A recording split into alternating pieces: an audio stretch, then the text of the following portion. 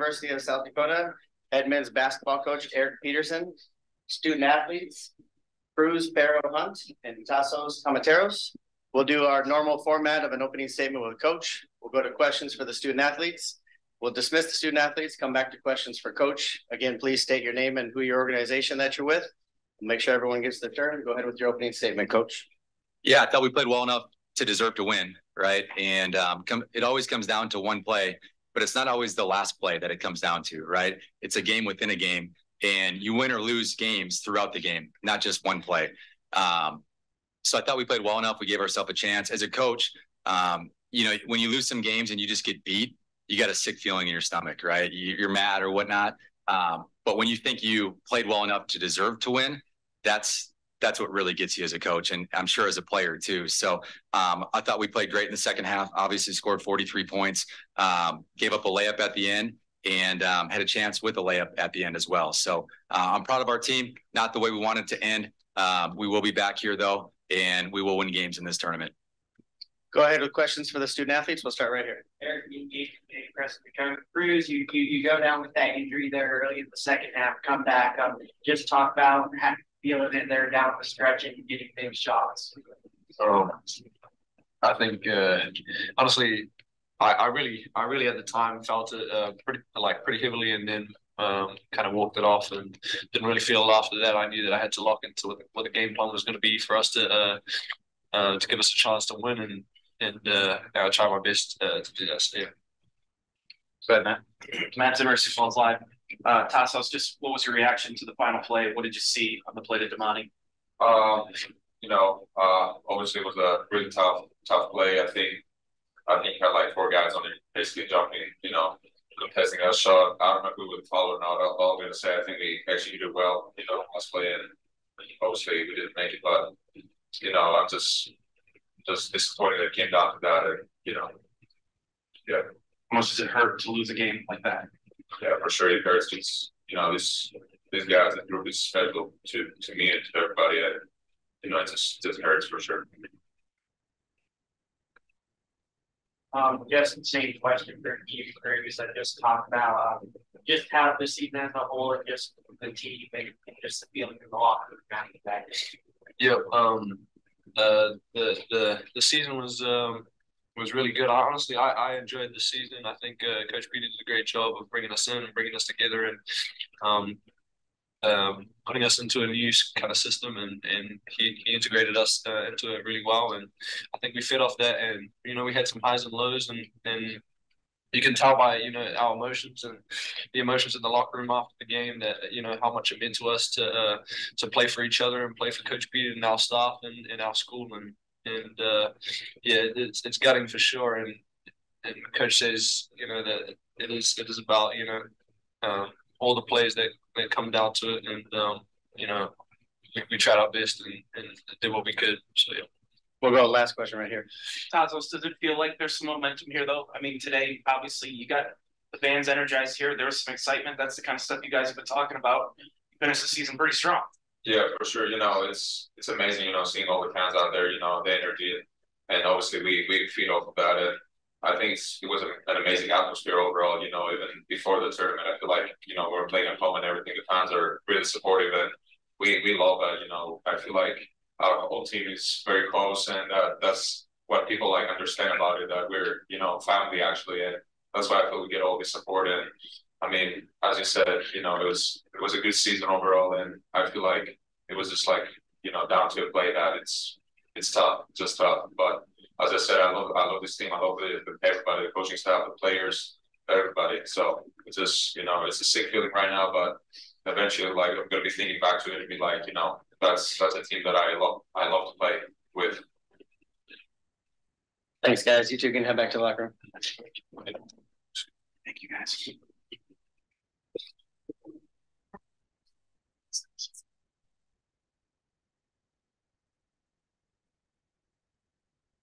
Go ahead with questions for Coach.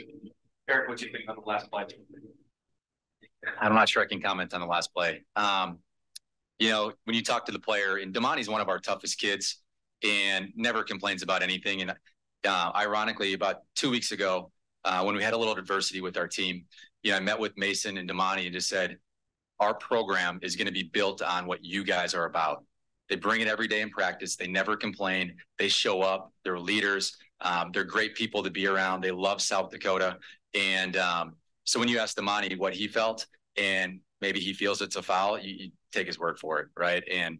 But it doesn't go just to that play, like I mentioned. It goes to the game within the game, right? We give up a right-hand drive to, was it Miller that made that shot, which our job is to take away his right hand. And we did it, and he went to the rim and made a basket, right? For a younger player at that age to make that play, it's an unbelievable play, right? And so I don't just look at that last play. You look at the game and how we, lost the game within the game, right? And that's what you try to get the players to understand. And I mean, you asked how tough that was for these guys. That's the reason these guys are here. Mason and Damani, they love this place so much. We couldn't get them to come out, right? If I had another hour, maybe, but that's how they're feeling right now in the locker room. And I'm really proud of those two guys, our two true seniors, and we'll see what happens with the other three guys. Coach, you talked about just the moments that happened in the game. NDSU goes on a run there in the first half, but you guys respond. And just talk about the back and forth nature of the game and just how it built the climax. Yeah, in the first half, what were we, 1 for 11 from 3? So at halftime, it was like, guys, we're going to start making some shots, right? We need to take good shots. We just need to stay with it. And we did, and came storming back in the second half and took the lead. So, I'm confident with this team on offense, right? It's defensively is where sometimes this year it's gotten a little out of hand. And, we're forcing Nelson to the baseline. And a lot of times we were late getting there, right? And he's already scoring by the time we're there, or we're there trying to take a charge, and maybe we're a little late on that as well. So I thought if there was one area that we really struggled was just getting to him earlier and making him a passer. But, those games are fun. Like, what a fun environment. I had a lot of fans here. It was loud in there. I tell everybody this. I've been part of the Mountain West. I've been part of the Pac-12. This tournament's just as good as any of those tournaments, right? It's one of the best mid-major tournaments in the country. And that's why I'm excited to be the coach here and excited to get back and win some games here. You talk about the game within the game. Obviously, the turnover was a big part of that game, right? In talking it through after the fact, like, was it general confusion or what exactly went on? What happened there? Yeah, we didn't even talk about it. Cruz had it, and you just kind of think he's going to bring the ball up and just get it across half court, and he picked it up, right? And maybe you thought AJ was going to come get it, but we've never done that before, right? So there probably is confusion with Tassos flashing and try to get the ball against the press right there. That's not our press breaker. So probably some confusion. If I would have done it over again, I probably would have called timeout if I knew he was going to make that pass. But how do you know? And when it's going to Tassos, he's an excellent free throw shooter. And you're happy with that pass if we complete it. Trying to say with the Arkansas coach, they finished twice as many free throw attempts as you guys. So how much of that affect kind of what happened in this game? How they get to the fouls pretty quickly there? Man, you guys are making it tough on me. Yeah, it's hard when a team shoots twice as many free throws as you. It's really hard to win that game. It really is. And did we foul more? I thought we were on attack mode, right? They were coming into our double teams, which it's pretty rare when you double team the post or a drive that you do foul. So I guess I see the game a different way. But yeah, it takes away our runs, right?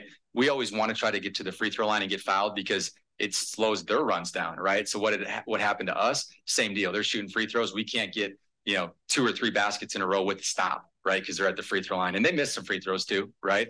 But yeah, that's hard to swallow. Coach, obviously this team was picked preseason number 3, so maybe the expectations were pretty high with some of the experience you had back. Kind of hard to describe what a roller coaster this ended up being. What will this program ultimately take away from a year that it kind of had that was really, I guess, just a roller coaster ride? Yeah, I mean, I think I would say over the last 3 weeks to 4 weeks, our guys really knew what we expected out of them in the culture we're trying to build.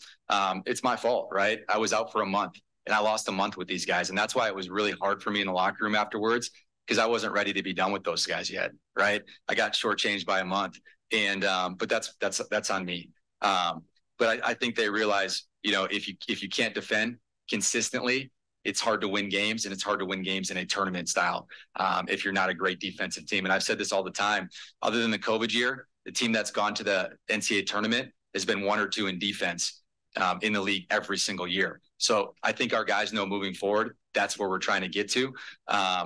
And, you know, over the last month or so, I think we really realized that. And when we weren't good on defense, we weren't very good. And when we were, we had a chance in every single game. So the defense, the toughness factor, the Gator mentality type deal, we're trying to build that thing. And going back to what I told Mason and Damani, we're going to build it the right way. So we're good every year. You know, I was here once for 4 years, right?